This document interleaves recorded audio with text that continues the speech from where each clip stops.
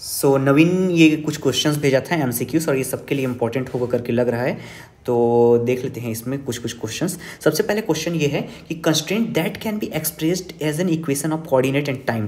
तो ये यहाँ पास क्या क्वेश्चन क्या बोल रहा है, कोऑर्डिनेट एंड टाइम पे के फॉर्म में रिप्रेजेंट कर सकते हैं, मतलब कि ये ऐसा कुछ फंक्शन फॉर्म। तो 4 ऑप्शन दिया है, 4 में से ऑप्शंस का मतलब देखते हैं। हॉलोनॉमिक का मतलब होता है कि किसी भी इक्वेशन फॉर्मेट में रिप्रेजेंट कर सकते हैं, जैसे ये इक्वेशन है ना, इस फॉर्मेट में और बहुत सारी इक्वेशन होंगी, अगर उसको कितने भी इक्वेशन के फॉर्मेट में रिप्रेजेंट कर सकते हैं तो हॉलोनॉमिक। और ये यहाँ पर टिक भी कोई मारा है, पर उसके अलावा भी चीज़ें हैं, उसको देखना है आगे, ठीक है। नॉन हॉलोनॉमिक मतलब इक्वेशन के फॉर्मेट में रिप्रेजेंट ही नहीं कर सकते, ऐसा कोई फॉर्मेट बन नहीं सकता। इनइक्वालिटी मतलब कोई चीज़ किसी के अंडर है, ऐसा इनइक्वालिटी बनेगा कि ये वाले फील्ड के अंदर है तो लेस देन 0 लेस देन 5 ऐसा टाइप का कुछ इक्वेशन बनेगा, उसको हम लोग बोलते हैं नॉन हॉलोनॉमिक, ठीक है। ये वाला फॉर्मेट आ गया। तीसरा चीज इसमें है स्केलोनॉमस मतलब कि जो एफ ऑफ है ये टी पे डिपेंड नहीं होगा, ऐसे फॉर्मेट में नहीं होगा, एफ के फॉर्मेट ये टी वाला नहीं आना चाहिए। और अगर ये जो इक्वेशन है उसमें अगर टी आ रहा है या फिर आर और टी आ रहा है तो ऐसे वाले फॉर्मेट को बोलते हैं रियोनॉमस। का मतलब होता है टाइम पे एक्सप्लिसिट डिपेंडेंस, टी इस पे एक्सप्लिसिट डिपेंडेंस, इक्वेशन में टाइम आना चाहिए तब उसको बोलते हैं रियोनॉमस। और ये जो बोल रहा है टाइम और कोऑर्डिनेट तो इसको रियोनॉमस आना चाहिए। दूसरा है लैग्रांजियन इक्वेशन, इसको निकालने बोल रहा है। लैग्रांजियन इक्वेशन निकालने बोल रहा है। लैग्रांजियन क्या दिया है, half M X dot minus V. Lagrangian equation में यहाँ से क्या बोल रहा है, लैग्रांजियन इक्वेशन दिया हुआ है, अरे यार क्या हो गया फिर से इसको,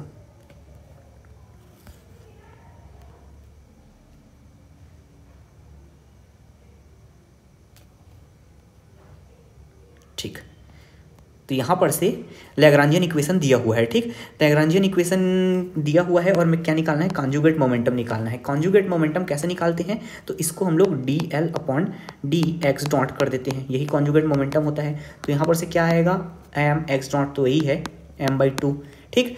m/2 आ रहा है, पर यहाँ पास कोई भी ऑप्शन मैच नहीं कर रहा है क्योंकि ये स्टैंडर्ड फॉर्मेट मेरे को जो लग रहा है कि क्वेश्चन में प्रिंटिंग में मिस्टेक है। ये लैग्रांजियन जो एक्चुअली था ये ऐसे नहीं था, ये हाफ एम एक्स डॉट होता है, ऐसा होता है लैग्रांजियन। और अगर इसके लिए अगर मैं सॉल्व करूँ डी एक्स डॉट तो इसके लिए आएगा हाफ एम एक्स डॉट, 2 अगर 2 यहाँ पास बाहर जाएगा और 2 का 2 से कट जाएगा ऐसे, तो ये आएगा हाफ एम एक्स डॉट।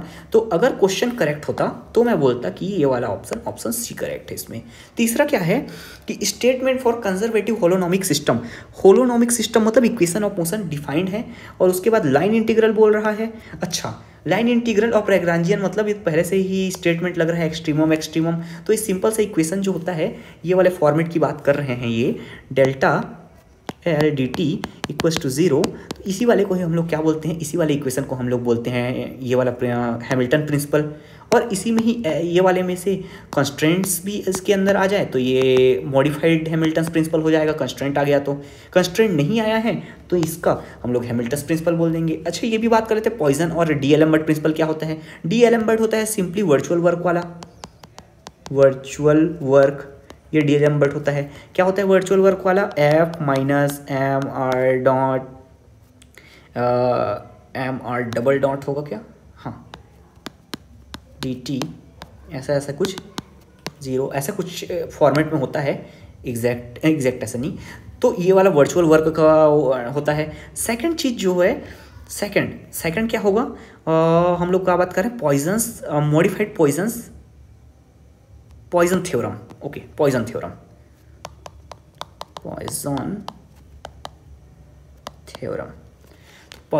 का जब मैं बात करूंगा तो पॉइजन थ्योरम क्या होता है, ए और बी इसका टाइम के साथ डिपेंडेंस ये वाला होता है। और इसका क्या होता है वैल्यू, सिंपली ए का मैं हैमिल्टोनियन के साथ लूँगा और बी के साथ ले लिया और उसके बाद ए को सिंपली रहने दूंगा और फिर बी के साथ हैमिल्टोनियन ले लूँगा। और ये जो है इसका फिर से मैं पॉइजन ले लूँगा, इसी को ही बोलते हैं पॉइजन थ्योरम। अच्छा, पॉइजन ब्रैकेट क्या होता है, A dot A comma B, इसको कैसे लिखेंगे, तो ये ए बी इसको डिफ्रेंशिएट करेंगे एक बार पोजीशन के साथ और इसको एक बार डिफ्रेंशिएट करेंगे मोमेंटम के साथ, माइनस ए डी बी, इसको फिर से अब उल्टे डिफ्रेंशिएट करेंगे और इसी को ही हम लोग बोलते हैं, यही है पॉइजन ब्रैकेट और ये होता है पॉइजन थ्योरम, ठीक है। इक्वेशन ये वाला जो फॉर्मेट है, ये वाले फॉर्मेट को क्या बोलते हैं हम लोग? Euler Lagrangian equation. दूसरा लैग्रांजियन इक्वेशन भी ऑप्शन में है, पर लैग्रांजियन इक्वेशन क्या होता है? टी माइनस वी, ये होता है लैग्रांजियन इक्वेशन। ठीक, मोमेंटम इक्वेशन ऐसा कोई चीज़ तो होता नहीं है, इसको अभी अवॉइड करते हैं। तीसरा generalise momentum is also called, generalise momentum किसको बोलते हैं? कैनोनिकली कॉन्जुगेट जो मोमेंटम होता है उसी को बोलते हैं। तो नाम्स में ऐसे ऐसे अलग अलग तरीके से यूज़ कर रहे हैं कॉन्जुगेट मोमेंटम। कॉन्जुगेट मोमेंटम मतलब क्या है कि पी एक्स, ये जो एक्स है उसके रेस्पेक्ट में जो मोमेंटम होगा वही उसका कॉन्जुगेट मोमेंटम होगा। दूसरा कैनोनिकल मोमेंटम, कैनोनिकल मोमेंटम मतलब क्या होता है? जो उसके एक्स के रेस्पेक्ट में वहाँ से डिराइव हुआ है पी एक्स वाले फॉर्मेट में। मतलब कैसे कि ये जो एक्स है, ये जो पी एक्स आ रहा है मोमेंटम, हैमिल्टोनियन से देख लेते हैं। हैमिल्टन का डी, यहाँ से हैमिल्टन इक्वेशन से जो आता है हमारे पास पी और एक्स के बीच में रिलेशन, तो ये वाले रिलेशन से जो आएगा उसको हम लोग बोलेंगे कैनोनिकल मोमेंटम। तो मेरे हिसाब से यहाँ पास इस कंटेक्स्ट में दोनों के दोनों ऑप्शन सही होने चाहिए। ठीक, तीसरा टॉपिक से इररिलेवेंट है, पहले बता देता हूँ। V is less than C, Lorentz transformation. Lorentz transformation को गैलीलियन, अगर बहुत ज़्यादा स्पीड कम है तो ये गैलीलियन ट्रांसफॉर्मेशन बन जाता है। एंगुलर मोमेंटम इज कंजर्व्ड, ये भी हमारे टॉपिक से रिलेटेड नहीं है, पर ये वाला सिंपली बात है कि अगर, अच्छा ठीक, थोड़ा बहुत तो रिलेशन है इसका। एंगुलर मोमेंटम कंजर्व्ड, कोई भी चीज़ एंगुलर मोमेंटम कंजर्व्ड है मतलब कि टी जे कांस्टेंट है, जे कांस्टेंट है, जे कांस्टेंट है मतलब कि डी जे को डी टी से अगर मैं डेरिवेट करूं तो ये जीरो आना चाहिए, और इसको ही हम लोग क्या बोलते हैं? टॉर्क। तो मतलब क्या है? टॉर्क का वैल्यू जीरो है, अब्सेंस ऑफ टॉर्क। ठीक, in case of repulsive central force, central force अपने टॉपिक का नहीं है, फिर भी अगर orbit of the particle, orbit of the particle repulsive, repulsive मतलब क्या है? Energy greater than zero. Energy greater than zero के केस में क्या होता है? हाइपरबोलिक पाथ होता है।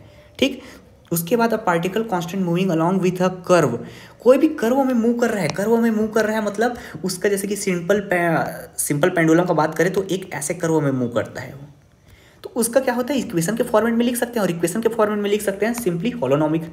ठीक, right expression for the Hamilton's function. Hamilton's function क्या होता है? ये होता है हैमिल्टन्स प्रिंसिपल से ही लिख देते हैं सीधा सीधा। What is the total Rutherford scattering cross section, again topic से इररिलेवेंट है, पर जो इस टोटल स्कैटरिंग क्रॉस सेक्शन होता है कुछ फाइनाइट वैल्यू होता है। कॉरियोलिसिस फोर्स इज अ, फिर से इररिलेवेंट है अभी हमारे एग्जाम के लिए, फिर भी कॉरियोलिसिस फोर्स क्या होता है? -2m omega cross R. तो यहाँ पास ये क्या होता है? Omega cross v, okay v. तो यहाँ पास वी मतलब कि वेलोसिटी डिपेंडेंट फोर्स है। 13 पोजॉन ब्रैकेट इज, पोजॉन ब्रैकेट क्या होता है? अगर मैं इसको पी स्मॉल क्यू ये वाले में देख रहा हूँ और उसके बाद ये वाले स्पेस में देख रहा हूँ, तो क्या पोजॉन ब्रैकेट का वैल्यू चेंज होगा? नहीं, पोजॉन ब्रैकेट का वैल्यू चेंज नहीं होता। तो ये सिंपली वो क्या हो रहा है? ये इनवेरियंस है, इनवेरियंस मतलब चेंज नहीं हो रहा है। उसके बाद चौथा कैपलर्स लॉ, ये अभी टॉपिक के लिए रिलेवेंट नहीं है, ये वाला टॉपिक अभी नहीं आने वाला। तो सेकंड लॉ क्या बोलता है? सेकंड लॉ बोलता है कि एरियल वेलोसिटी कांस्टेंट होता है। ठीक, उसके बाद बोलते हैं कि definition of Jacobi integral of the system is, by definition Jacobi integral of the system. Jacobi integral क्या होता है? वो कांस्टेंट ऑफ, ये क्या होता है? कांस्टेंट ऑफ मोशन होता है जैकोबी इंटीग्रल। ठीक, कांस्टेंट ऑफ स्पेस का तो कोई चीज़ ही नहीं होता ऐसा कुछ स्पेस का कांस्टेंट, ये मतलब कांस्टेंट ऑफ पोजीशन बोल सकते हैं, चलो स्पेस भी बोल सकते हैं, ठीक है वो टर्म भी, पर कांस्टेंट ऑफ मोशन है। Poisson bracket have a relation, Poisson bracket क्या होता है? सिंपली मैं बताया ना, ए और बी जो है ये किसी पोजीशन से डेरिवेट होगा, और यहाँ पर फिर मोमेंटम से, फिर माइनस करके ए और बी फिर किससे डेरिवेट होगा? यहाँ पर से पोजीशन से होगा, यहाँ से मोमेंटम से होगा। ठीक है, और इसके आगे अगर मैं माइनस लगा दूँ तो इसका मतलब फिर क्या होगा? फिर यार ये अटक रहा है, इसको फिर बंद करना पड़ेगा।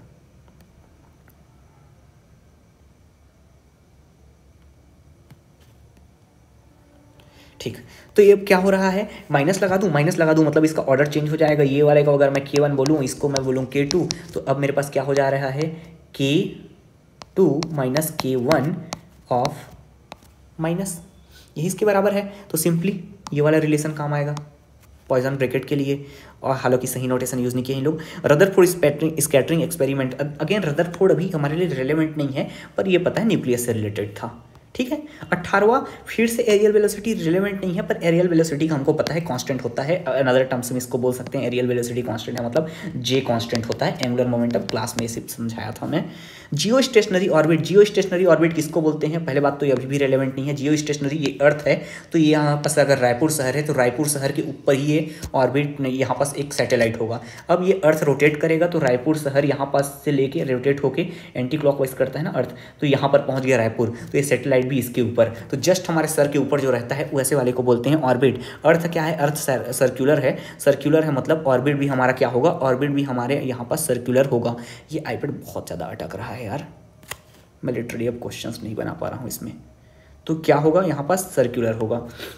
उसके बाद लैग्रांजियन इन्वॉल्व्स इन, लैग्रांजियन में क्या करते हैं? वेक्टर से नहीं करते, यही तो इसका एडवांटेज होता है। टेंसर का तो बात ही नहीं है यहाँ, स्केलर्स। लैग्रांजियन का एडवांटेज न्यूटोनियन से वही चीज़ के लिए है कि यहाँ पास हम लोग को वेक्टर्स में डील नहीं करना है, और टेंसर तो सीधा जनरल रिलेटिविटी में जाता है, ठीक है, या फिर रोटेशन वाले पोर्शन में जाएगा थोड़ा सा टेंसर वाला। Hamilton's principal function and Hamilton's characteristic equation, Hamilton's characteristic equation क्या होता है? ये S = W - E.T, ये वाला ऑप्शन करेक्ट है, ठीक। Very heavy symmetric top, again rotation का टॉपिक है, नहीं होने वाला, पर जनरली ये बता रहा हूँ एक्सिस के अबाउट एंगुलर मोमेंटम कांस्टेंट होता है। Particle is at rest in rotating frame, the pseudo force acting on the particle is, अगर पार्टिकल, फिर से रोटेटिंग फ्रेम, यार इसको कट करो, ये इंपॉर्टेंट अभी नहीं है।